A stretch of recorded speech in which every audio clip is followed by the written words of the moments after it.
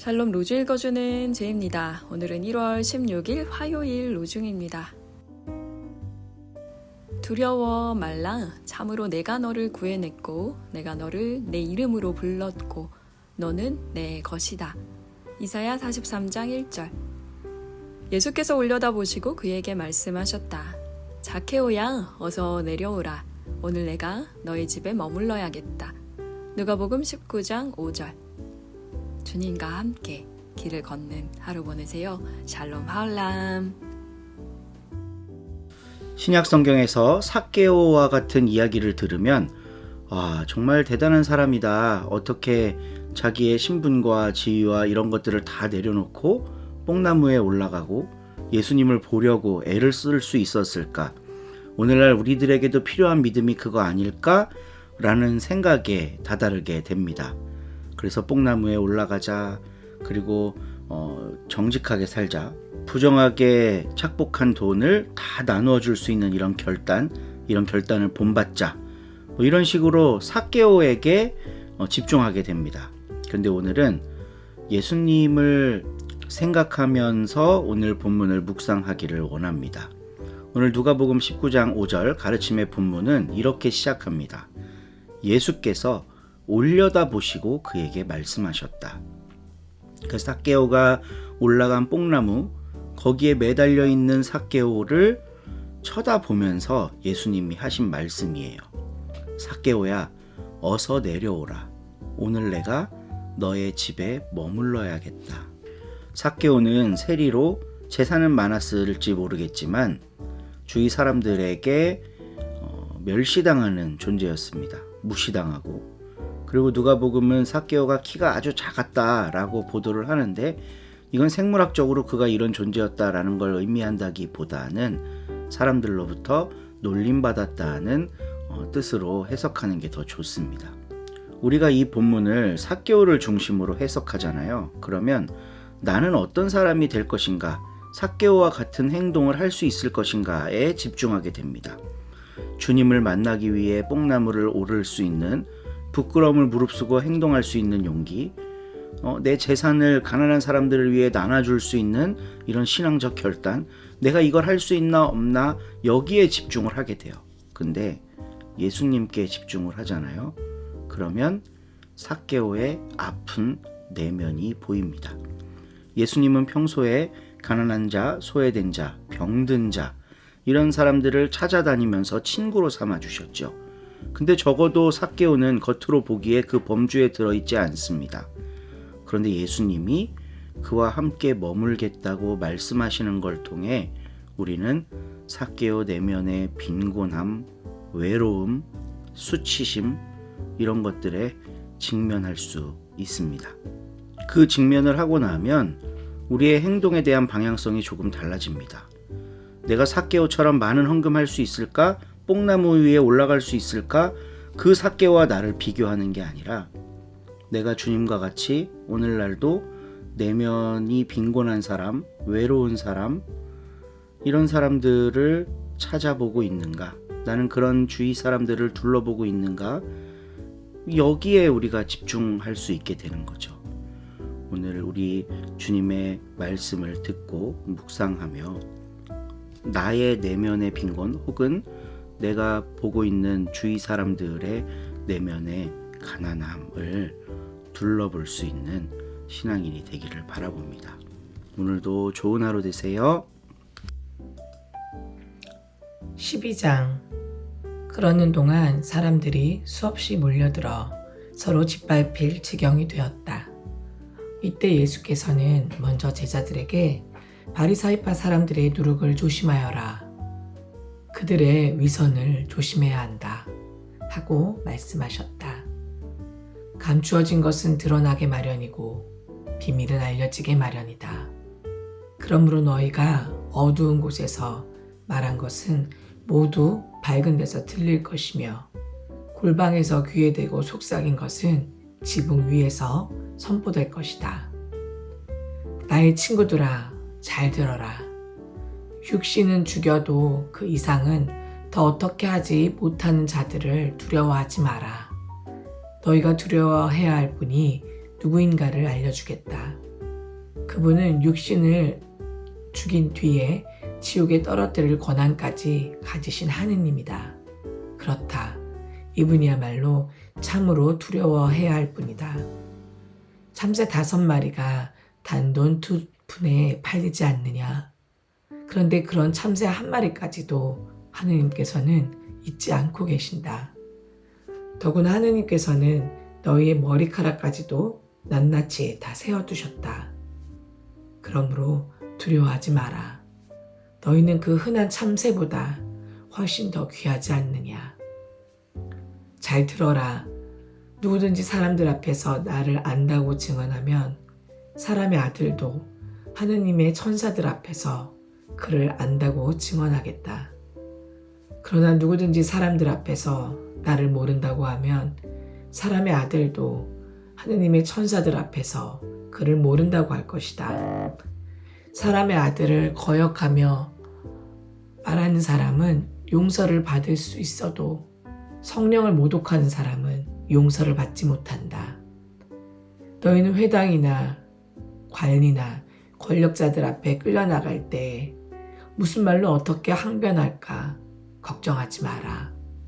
성령께서 너희가 해야 할 말을 바로 그 자리에서 일러주실 것이다. 군중 속에서 어떤 사람이 예수께 선생님, 제 형더러 저에게 아버지의 유산을 나눠주라고 일러주십시오 하고 부탁하자 예수께서는 누가 나를 너희의 재판관이나 재산 분배자로 세웠단 말이냐 하고 대답하셨다. 그리고 사람들에게 어떤 탐욕도 빠져들지 않도록 조심하여라. 사람이 제 아무리 부유하다 하더라도 그의 재산이 생명을 보장해 주지는 못한다 하시고는 비유를 들어 이렇게 말씀하셨다.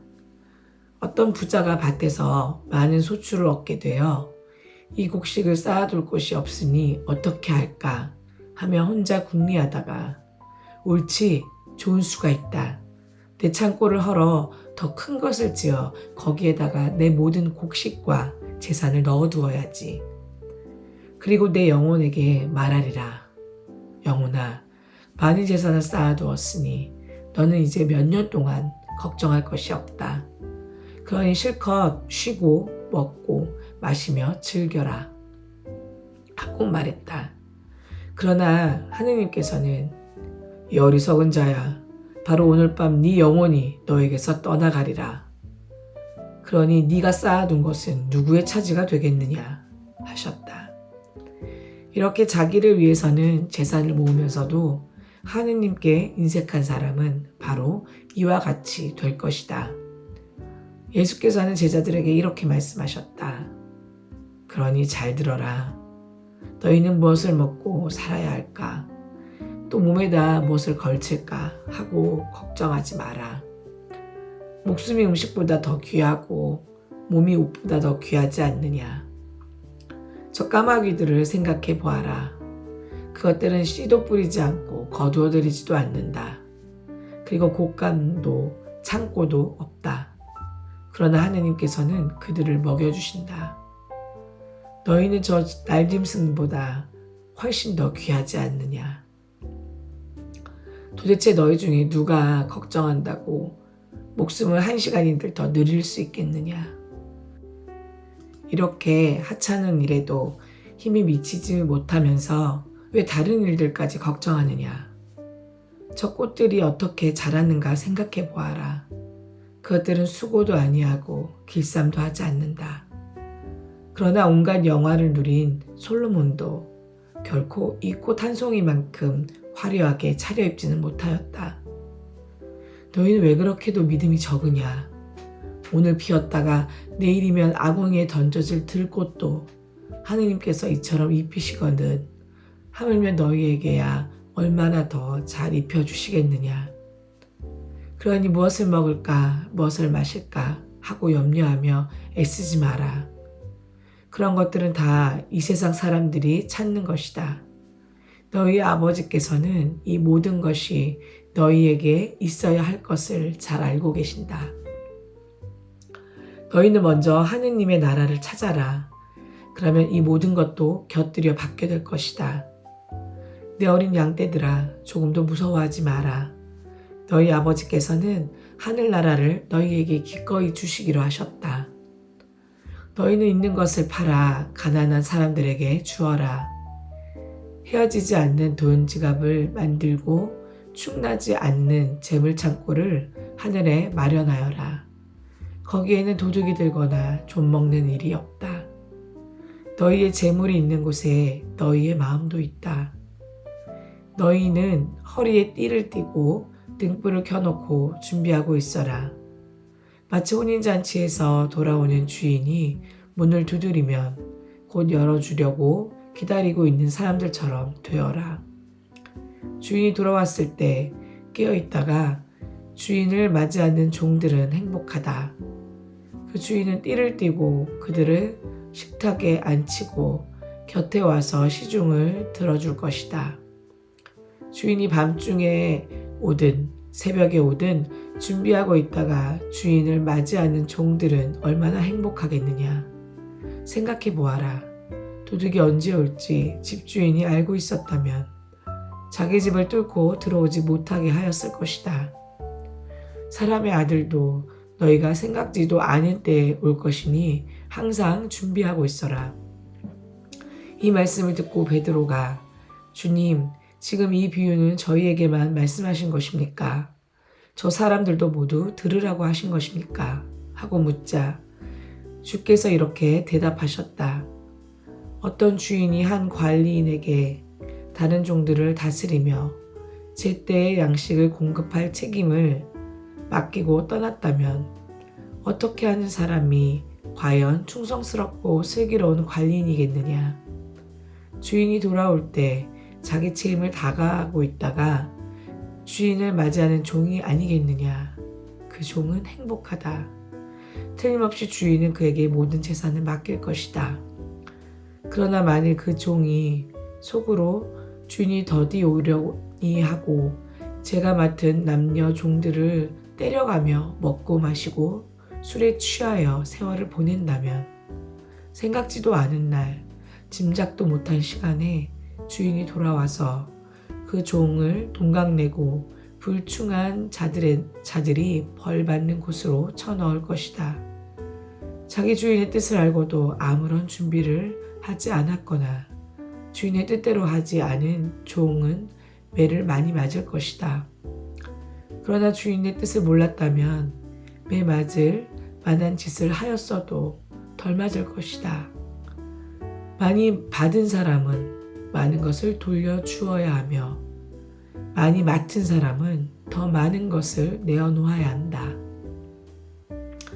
나는 이 세상에 불을 지르러 왔다. 이 불이 이미 타올랐다면 얼마나 좋았겠느냐. 내가 받아야 할 세례가 있다. 이 일을 다 겪어낼 때까지는 내 마음이 얼마나 괴로울지 모른다. 내가 이 세상을 평화롭게 하려고 온 줄로 아느냐? 아니다. 사실은 분열을 일으키러 왔다. 한 가정에 5 식구가 있다면 이제부터는 3사람이 2사람을 반대하고 2사람이 3사람을 반대하여 갈라지게 될 것이다. 아버지가 아들을 반대하고 아들이 아버지를 반대할 것이며 어머니가 딸을 반대하고 딸이 어머니를 반대할 것이며 시어머니가 며느리를 반대하고 며느리가 시어머니를 반대하여 갈라질 것이다. 예수께서는 군중에게도 이렇게 말씀하셨다. 너희는 구름이 서쪽에서 이는 것을 보면 곧 비가 오겠다고 말한다. 과연 그렇다. 또 바람이 남쪽에서 불어오면 날씨가 몹시 덥겠다고 말한다. 과연 그렇다. 이 위선자들아, 너희는 하늘과 땅의 징조는 알면서도 이 시대의 뜻은 왜 알지 못하느냐? 너희는 무엇이 옳은 일인지 왜 스스로 판단하지 못하느냐? 너를 고소하는 사람이 있거든 그와 함께 법정으로 가는 길에서 화해하도록 힘써라.